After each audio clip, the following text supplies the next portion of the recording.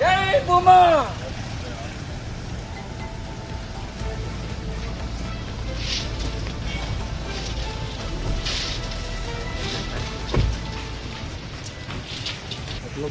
రండి 6 మెంబర్స్ ఉంటాం రండి. నువ్వు ఓపెన్ చేసి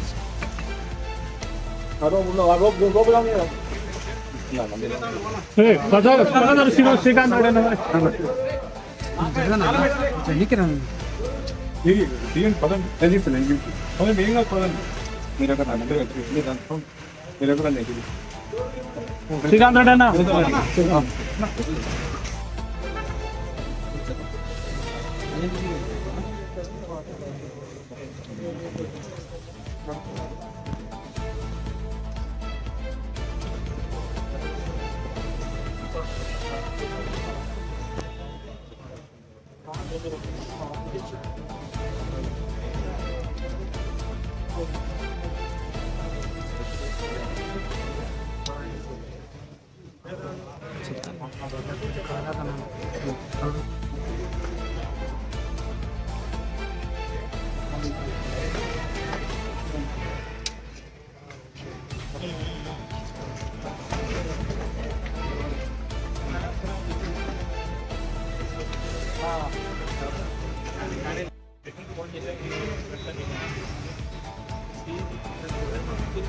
అన్న మొదటిగా అందరికీ నా నమస్కారం తెలియజేసుకుంటున్నాను.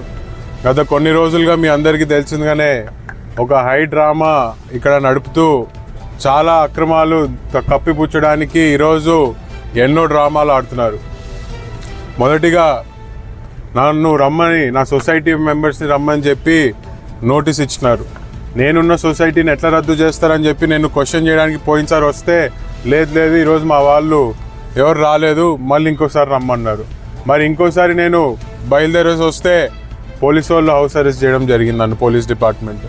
ఈరోజు కూడా నన్ను ఈరోజు 11 o'clockకి నా సొసైటీని రమ్మంటే ఈరోజు కూడా డిపార్ట్మెంట్కి సహకరించి లా అండ్ ఆర్డర్ ప్రాబ్లం ఎక్కడ రాకూడదని చెప్పే ఉద్దేశంతో నేను గమ్మునున్నాను. కానీ ఈరోజు మా సైలెన్స్ని వీళ్ళు వాడుకొని ఈరోజు వీళ్ళు ప్రెస్ మీట్లు పెట్టి మేమేదో హాజరు కాలేదని చెప్పి ప్రెస్ మీట్ చూసిన వెంటనే బయలుదేరి వచ్చాను. మరి మొదటిగా మా యొక్క ముఖ్య ఉద్దేశం ఈరోజు ఇక్కడ ఏదో అలజడి సృష్టించి ఏదో చేసేద్దామని కాదు. గతంలో చెప్పినట్టుగానే చాలా అక్రమాలు జరుగుతున్నాయి విజయ డైరీ సంస్థలో. అటు విజయ డైరీలో పనిచేసే ఎంప్లాయీలు, కార్మికులు కానీ, ఇటు రైతులు కానీ ఎన్నో రకాలుగా నష్టపోతున్నారు. ఇది పదే మేము చెప్పుకుంటూ వస్తున్నాము. కాకపోయినా ఎన్నిసార్లు చెప్పినా కూడా ఇక్కడ స్పందన లేదు. ఈరోజు రెచ్చగొట్టే విధంగా విజయ డైరీలో ఒక పాలన అనేది సాగుతుంది. లేకపోతే ప్రపంచంలో ఉన్న అందరికీ తెలుసు మాకు గంగులోలకు పడదని చెప్పి. మరి అదే గంగులోలని 3-man కమిటీలో వేస్తారు. ఎవరినైనా దాదాపు 14 మంది బోర్డు మెంబర్స్ ఉండగా ముగ్గురు ఎవరినైనా 3-man కమిటీని వేయచ్చు, కానీ గంగులోనే వేస్తారు. మాకేం ప్రాబ్లం లేదు, గంగులోలు ఉంటే ఎవరున్నా నాకు ప్రాబ్లం లేదు. ఎందుకంటే నేను తప్పు చేయాల, వచ్చి లక్షణంగా మాట్లాడతా. కాకపోతే ఇక్కడికి వస్తే ఇదే సమస్య. ఆయన ఆ రూమ్లో కూర్చుంటాడు, నన్ను పక్క రూమ్లో కూర్చోబెడతారు. మరి నేను వచ్చినాను, నాతో వచ్చి మాట్లాడచ్చు కదా. మమ్మల్ని ఎంక్వైరీకి పిలుస్తాను. నేను ఒక్కనే కాదు, నాతో పాటు నా సొసైటీ వచ్చింది. నా సొసైటీలో ఉన్న మెంబర్లు వాళ్ళు ఎవరైతే పేర్లు ఇచ్చినారో అందరం వచ్చినాము, మాట్లాడచ్చు కదా. మాట్లాడరు. ఇది ఒక హై డ్రామా చేయడానికి తప్ప ఇది ఇంకోటి పనికిరాదు. వీళ్ళేదో ఇది ఎక్కడేదో అధికార దుర్వినియోగం చేస్తున్నామని చెప్పి మీడియాలో చూపిస్తే మా ప్రభుత్వం ఏదైనా తగ్గుతుందని చెప్తాను. నేను చాలా స్పష్టంగా తెలియజేసుకుంటున్నాను.